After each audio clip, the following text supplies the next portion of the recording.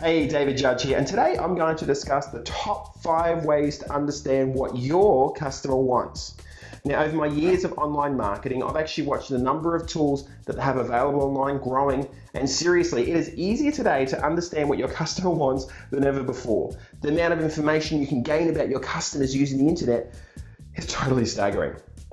Now, on the flip side, when I talk to business owners about the tools that they use to measure client satisfaction, at times I get this look like I'm asking them to explain the meaning of life.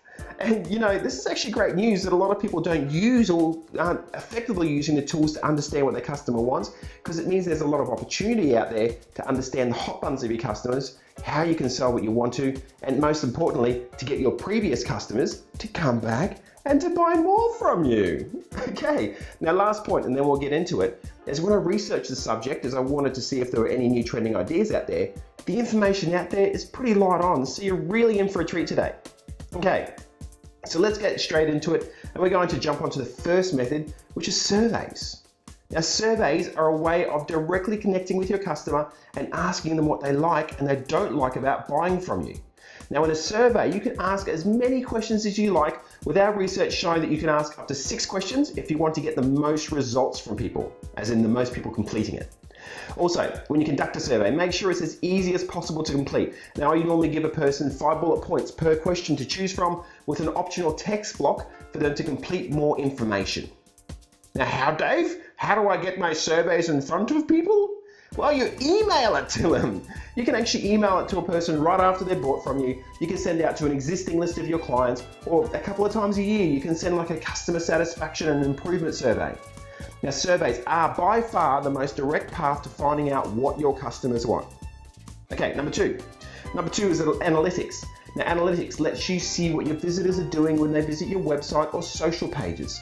Now, there are a whole bunch of different types of analytics included within like Facebook and Twitter, but my personal favorite is Google Analytics, because it actually tells you where a visitor comes from to your website, how long they stay, the pages they look at, and heaps of other important pieces of information.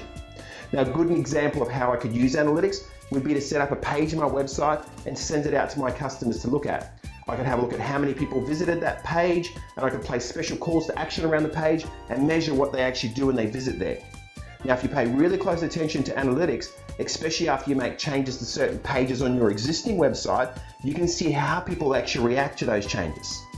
Now, I'm actually a huge fan of analytics, as this is the first step to improving what you actually want to do with your business, is to first of all measure where you are at. Okay, number 3, reviews and feedback.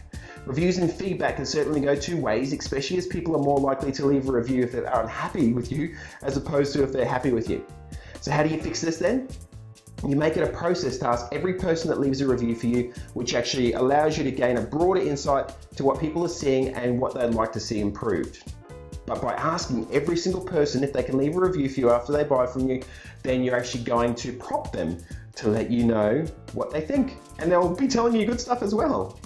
Now, an example of this could be a shopping cart site, for example, for reviews, where you can invite people to leave reviews after they've made a purchase from you, asking the pros and cons of dealing with you. Now, whilst you may actually experience negative reviews, this is going to happen.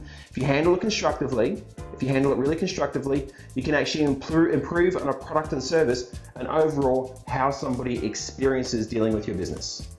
Okay, number 4, paid advertising.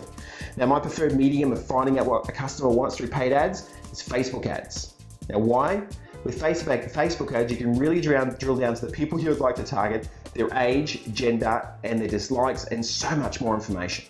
Facebook ads are also very cost effective at the moment, where you could gather a whole lot of important data from a really well-run ad for only $50. Now, an example of how you could use paid ads would be to take a product or service and a new idea that you may have had around and presenting that product or service, and you can set up an ad for it. If you get bites and people interact positively around it, or negatively, either way, then you can then that gives you an idea. If you don't give any bites at all, then you need to tweak it and repeat it. Now, this is a really good way for you to take a new product to the marketplace, especially if you want to get an insight on how your target market react before you go large. Okay, last one, number 5, is to reverse engineer your competitors. Now this one is actually huge, and I do this with so many customers when we want to actually gain an understanding of how they can actually enter into a particular market that they've been keen on hitting for a long period of time. Because what you can do is you can actually get a massive amount of information if you find those people that are in that market, and you can find out how they do it.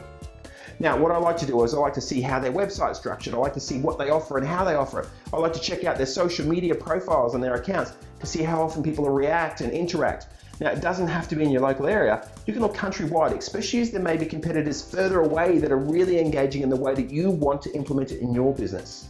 Now, I mean, seriously, what better way to understand what your customers want than to reverse engineer what others that are doing what you want to do are doing? Yeah. Now, one last point in the strategy. Make sure that you focus on this from a how I can apply this to my business, and really focus on those areas that you can see that attract the highest level of attention. Now, socially, there are a bunch of services you can use. For example, Social Bro allows you to measure your competitors' Twitter accounts and which ones gain the most tweets and when they tweet, and heaps of other cool information. Now, there are the same for a bunch of other social accounts as well, where you can measure that information. Okay, so that's it. So as I said at the very beginning, the number of people out there that are actually investing the time to find out what their customers want are few and far between. And even though it makes so much sense to do it, people just aren't. Now, by understanding what your customer wants, you can get them to buy more of your stuff, and in turn, you can make more money to invest in getting new customers.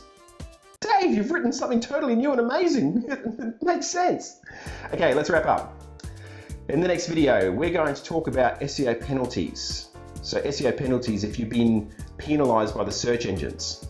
Now we're going to discuss what this actually means, the different types of penalties, and the steps you need to start to reverse any penalties that may have occurred.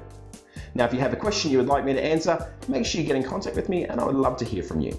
As always, this is David Judge talking online marketing and showing you how you can grow your business online.